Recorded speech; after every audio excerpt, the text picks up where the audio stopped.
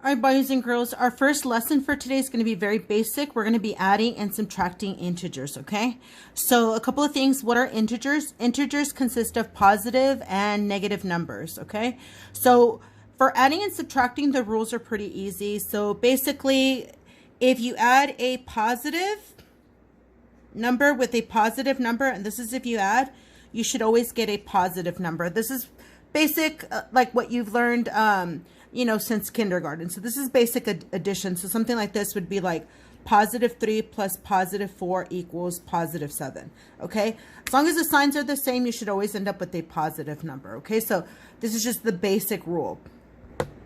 Okay. So that same rule actually applies for when you're, adding negative numbers. So if you're adding, two negative numbers, you should always end up with a negative number. So for example, if you have negative 3 plus negative 4, you should still have a negative number. So you would just add them and you would get negative 7, okay?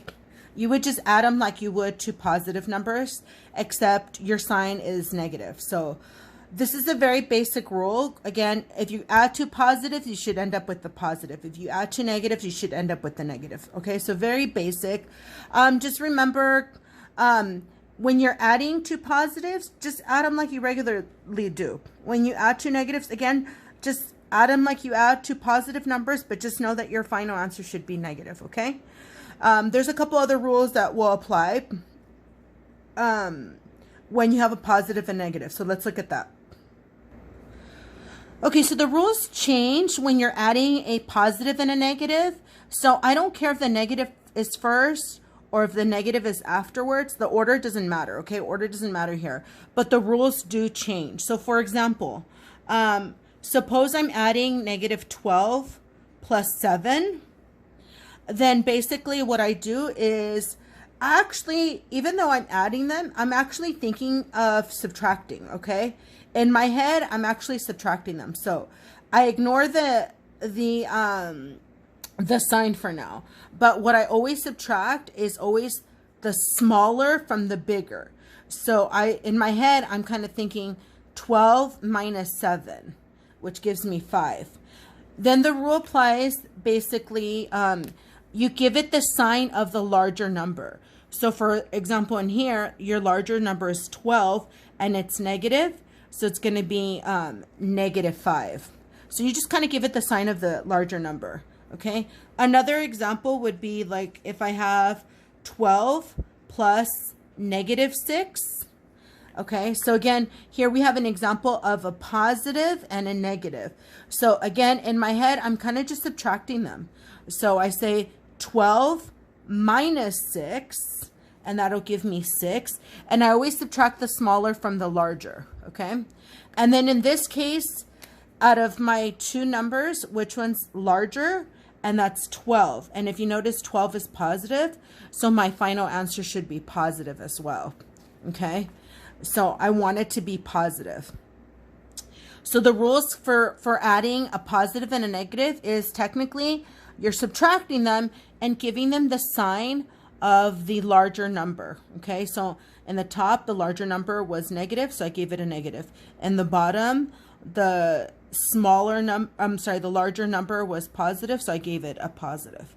Okay, so the rules for adding are pretty basic. So let me give you a couple of examples, and then you can try them on your own.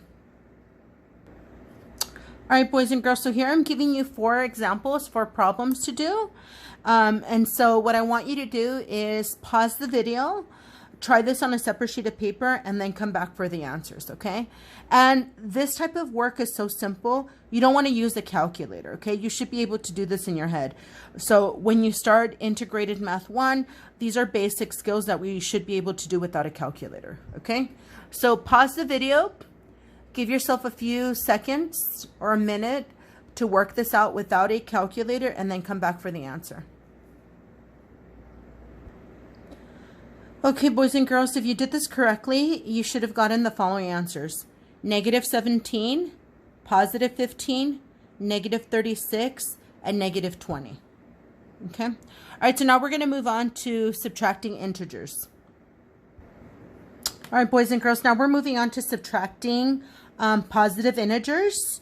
So if you notice, I put a question mark because there's really no one answer. It really just depends on your actual problem scenario, okay? So here I gave you two examples. So if you look at the first one, I wrote 8 minus 7. Both 8 and 7 are positive. So you would just subtract them. So this is the kind of numbers you might have gotten since kindergarten. So 8 minus 7, you guys know it's 1. So we end up with a positive number here.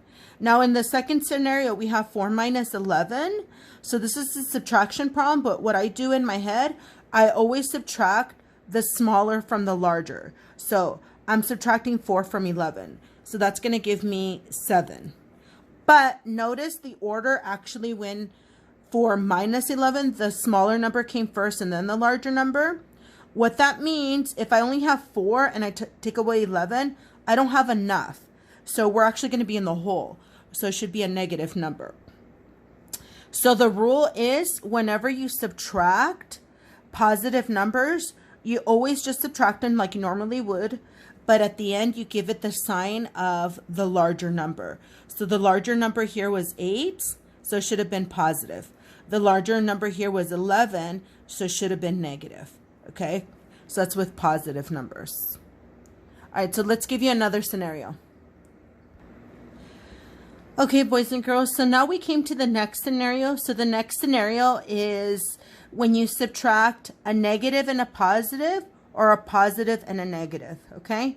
So here I wrote down the first scenario. So in the first scenario, we're looking like the top one. A negative minus a positive. Well, when this happens, believe it or not, always keep the sign that's in front, okay? The sign that's in front, attach it to the number. So for example, I would consider this negative 8 and I would consider this negative 6. What I would do is actually rewrite this. So when I rewrite this, it now becomes negative 8 plus negative 6. So subtractions sometimes turn into addition. So when you have this case, we do like we did previously, and now you're just adding two negatives. So remember, you just add them like you normally do. So 8 plus 6 is 14. And because they're both negatives, I would say negative 14. Okay? So that's the first scenario. All right, now let's look at the next one. Okay, boys and girls, in my next scenario, then I have a positive minus a negative. Okay, so here we go. So usually I tell students, whenever you have two negatives right next to each other, and it has to be in this form, okay? Right, so this would be 48 minus a negative 31. When you have two negatives like this, what happens is it becomes positive, okay? Just think of it this way. If you were to say, I am not going outside, well, there's no such thing as that. You can't have double negatives. So double negatives actually turn out to be positive. If you're not going outside, that actually means you are going outside. So whenever you have double negatives like this, you can actually rewrite them as positive. So the negative becomes addition, and this negative is now positive. So if that's the case, then all you have to do is add them. So 48 plus 31 now becomes 79, okay? And it became a positive. All right, perfect. Let's do one more scenario, okay? All right, boys and girls, in the last scenario, we're going to be subtracting two negatives. Okay, so this is kind of a combination of two properties that I showed you earlier. So if you notice right away, you have double negatives. So when you have double negatives, right off the bat, you can rewrite it as a positive.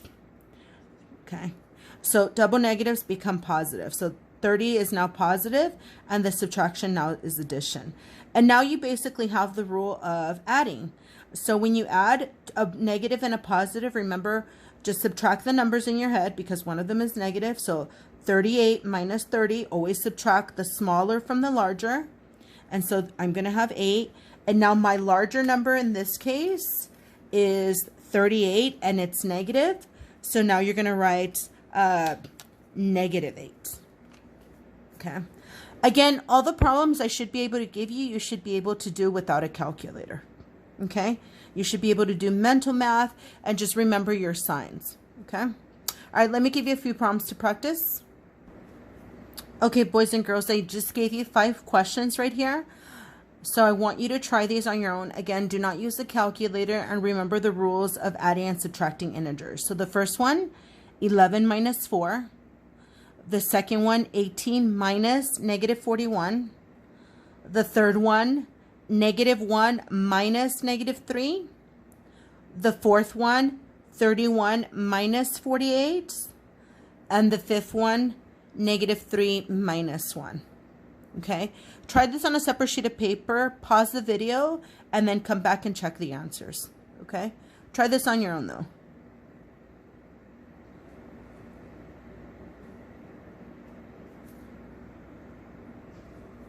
Okay, boys and girls, if you did this correctly, you should have gotten positive 7, positive 59, negative 4, negative 17, and negative 4.